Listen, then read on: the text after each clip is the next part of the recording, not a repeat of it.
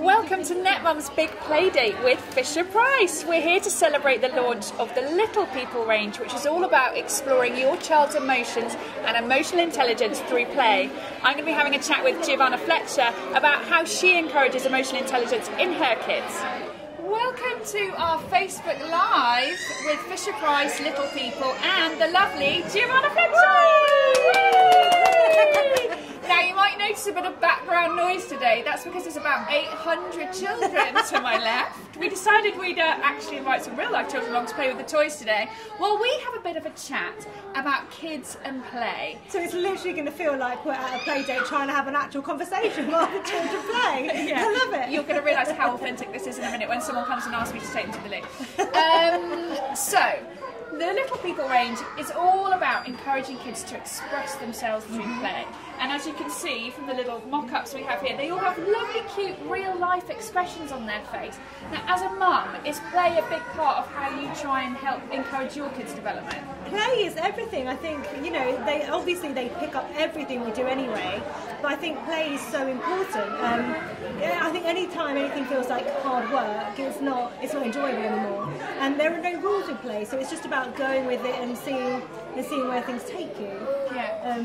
I think it's interesting that this is all pegged to emotional intelligence. It wasn't really something that our parents probably worried about or thought about drawing out of us, but it's something we're all much more aware of now, aren't we? We are, and I think it's like screen time and stuff like that that's having a massive impact, because obviously we're all aware that there are phones, there are cameras on, there are iPads, there are TVs, and that's all fine in moderation. So it's about learning what to do when, you know, encouraging how them to get the balance. Yeah, so it does have to be addressed. You know, you do have to interact with people, how to interact with people, how to share, care, nurture, and just let their imaginations go, really, and to realise that they can make things up themselves rather than have to be focused on this one thing. Yeah.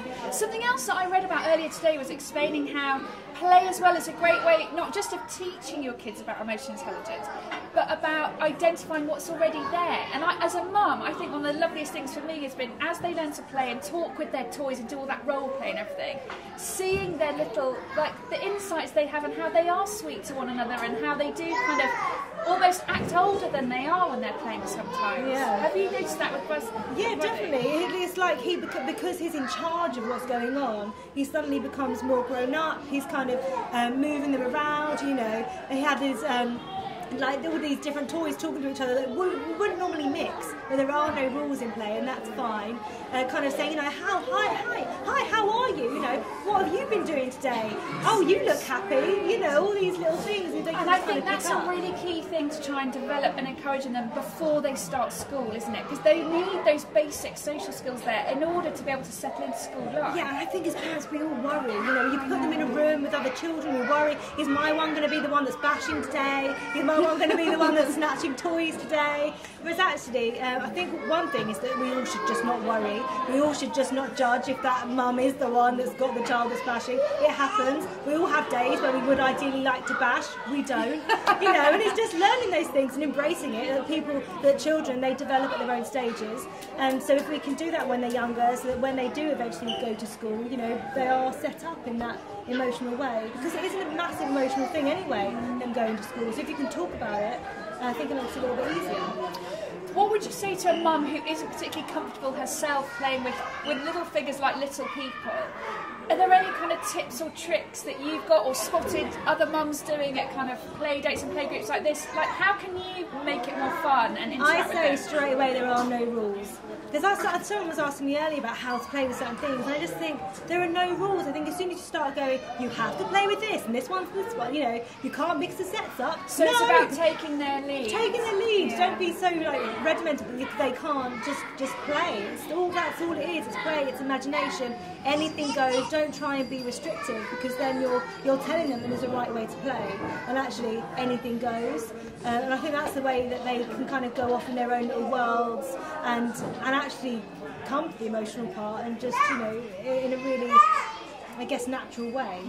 One of the things I've noticed when mine have been playing with little people, is that they often tell me things through the play that they might not even have told me otherwise. Have you noticed that? Well, I guess mine are a little bit younger, but definitely like Buzz is sort of saying, oh, you look happy today, or, you know, oh, what are you doing? You know, I think it's more about that process of what someone's up to that day, or you know, talking about through the things that he likes, or things that he's seen that maybe you're not even aware that he's absorbed. I think that's really interesting, yeah. You because know, they are like sponges, aren't they? Just soak up everything around them. yeah, they really do. You know, Buzz is always calling. So if I go up the stairs and shout up the stairs, Tom, can you bring Buzz down some socks? Buzz is literally there straight away going, Tom, can you bring me down some socks? You know, he's there, he's copying. Yeah, you have to be careful what you say. Well, yeah, you really, really do. Yeah, I just, it's lovely, I think, seeing them take on those little bits. I think the first 5 years of a child's life is pure imitation. So literally they absorb it all and then they kind of, you know, act on that. And the doors are closing, it's going to get quieter for you. So yeah, so I think just embracing it. But I just love, I love it when, you know, we're doing something and suddenly Buzz says, this makes me happy. Or, oh, I'm sad. Just being able to actually focus on that emotion and they're express feeling. what they're feeling. Yeah. I think because you wait so long for them to talk, you don't actually realise that at some point they're actually going to say what's on their mind. I think that's lovely. Yeah, and then they might not stop for the next it doesn't stop. Yes, Tom said we had a chat the other day about the brain. You know, what is the brain? Why does it? How does it work? What does it do? He was literally sat there going, I don't know. But nothing was right. We kept going, but why does it do that? The why. Yeah. The why. But there are also other moments. You know, we're talking about nurturing and making sure our children are, you know, filled with kindness, which is what little people are focusing on with these big emotions. And we've had moments where, you know, because you worry, I think, with siblings, which I know you've had as well. Yes. You worry how they're going to be together. There's the sharing issue, there's the bashing, there's the snatching, and but there are also those little moments where I just kind of go, yeah, we're doing something right. You know, there was the other day though, we were reading a bedtime story, and Buddy was literally lounging back on Buzz, and Buzz was just literally stroking his fingers through his hair. That's too cute. Oh, my heart melted. It was so gorgeous. I think moments when you're not forcing them, you know. Yeah, and I think, again, that's why play is so important, because it's taking them out of themselves, and it is when those kind of crazy, cute little moments tend to happen, isn't it? And with the whole snatching thing and sharing, rather than what I found with Buzz, rather than going share, because you do feel like as a parent, all you're shouting, share toys, don't snatch. And actually, if I kind of go, oh, why don't you show Buddy what you're playing with, and you know, then he just kind of goes, okay, then look at this, Buddy, this does this, and then he'll go in his fire engine and he'll go and save the animals, and then it becomes something that they're playing with, and you know, then he might let Buddy use the fire engine and go, you know, and then it becomes an activity that they can do together rather than that they're competing with. Yeah. I think it's interesting what you're saying. I think when we talk about emotional intelligence, we think it's something really complicated and we're going to have to read 97 books on before we can get our heads around it. And if we don't get our heads around it, our children will be delinquent. The short version is not. EQ. It's sharing and kindness. It's kindness, making them kind. Like showing them that kindness is something, you know, to be embraced and just being kind. And being kind to themselves as well, not just to other people. It's about them being able to tell you how they feel and identify how they feel, isn't it? Yeah.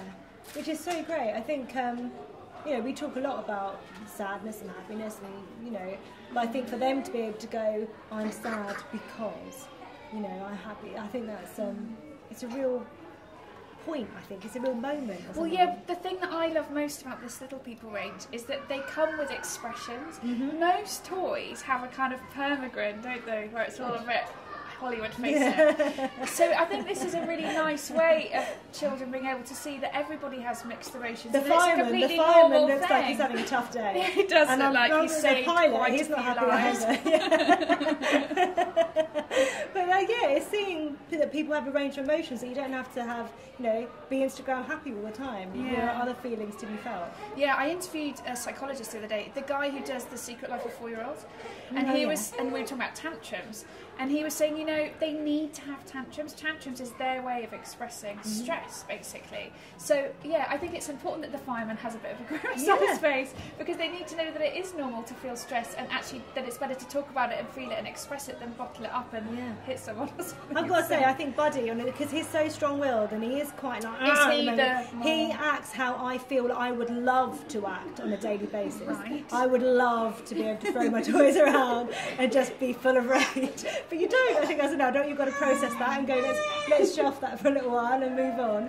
But it is that kind of going, okay, let you have that moment and then we'll move on, because at some point you're going to understand that, and then you'll learn other tools to be able to express how you're feeling. And that's all it is, really. It's giving children the tools to be able to express their emotions, to understand how their emotions affect others, their behaviour affects others. You know, so when you look at it like that, it's definitely as important than you kind of wonder why we haven't worried about it till now. Yeah, exactly. How do we know when let's sit down and teach you the ABC, you know, which, you know... They need all of it, They don't do. They need to be... But I don't feel like anyone should feel like they're doing something wrong if they're not. And I think that's the message I'm taking from you today, actually, which is there's no right way, there's no wrong way. Like the whole of parenting. Well, yeah. You know, anyone that's sat judging, well, let them judge. That's their own we don't have prerogative. time for that here. No, exactly. We should all be one nice, happy mum community. Like on this lovely play date that we're enjoying today. The thing is, though, it's not always easy, is it? It's not. So what do you do if you've organised the play date, you've been really excited for weeks that so-and-so's coming round, and it is the day when everyone wants to smash? What do you do? I think you just go with it. Because I'm sure that you would hope, if they're your friend or if they're a mum, you know, they'll come over. Do you know what? They might even feel good. They might come over and feel like, oh, I had that last Tuesday and I cried in the bathroom for 5 minutes. You know, and so knowing that someone else is going, I'm big on sharing. That's what I do. But let's not all pretend that it's all perfect all the time, because all that does is add to the pressure, it adds to the guilt, it adds to the judgment. Let's just be honest. Well, I think one of the reasons you're so beloved in the mum world, and you are, is because you have helped break down some of those barriers and made people realise that you're not alone. We all have ups, we have downs, we have good days, we have bad days, we have good play dates, we have bad play dates. Do you feel like it's cutting through? Do you think people are getting it more? Definitely. You know, they're saying that I am still shocked when I share something and I get messages going, oh, I'm so relieved that you said that, because I kind of feel like we're all saying it now, but then you still get the people that are, you know, mums from a different era or whatever, and go, you're just bringing up kids, we've always done it, and don't moan about it. Well, all right, but that's not really helpful. Do you get those messages as well? Yes, but what I feel like saying is actually we're a very different generation now, where all people, a lot of us are trying to juggle careers and juggle having children. So you've already, and then trying to share. So it's that thing, I think, when you've got two people in a household, or one, who's trying to bring in an income, but also be the same standard of mum that you would have been without that job being there. Doing the emotional intelligence as well as the ABCs and the nappy changing, and there's so much guilt and everything else that comes in with that. So you're constantly going. Like, I wake up at 5:30 and I don't go to bed until midnight because I'm trying to juggle it all. But really? I think you need more sleep, Jean. I know, I do. Every night it goes to about 10 and I'm like, I really should sleep. And then that's when my brain comes alive from writing. It's ridiculous. Because I spend the first hour going, I'm so tired after a day. You know. But I think we have so much pressure on us. So I don't think it's helpful to say to someone, stop moaning, I had it, you know, you've got it easy, or if you're struggling, that's relevant to you, and accept that you're struggling and do whatever you can to make that easier. Talk to people, because there are other people who are going through the same thing. Absolutely. And I think that's why play dates are so brilliant. Not only are your kids getting to play, share toys, explore all of that wonderful kind of kindness and sharing stuff, but we get to chat and kind of offload, because you do need to, don't you? You do. I think you really do.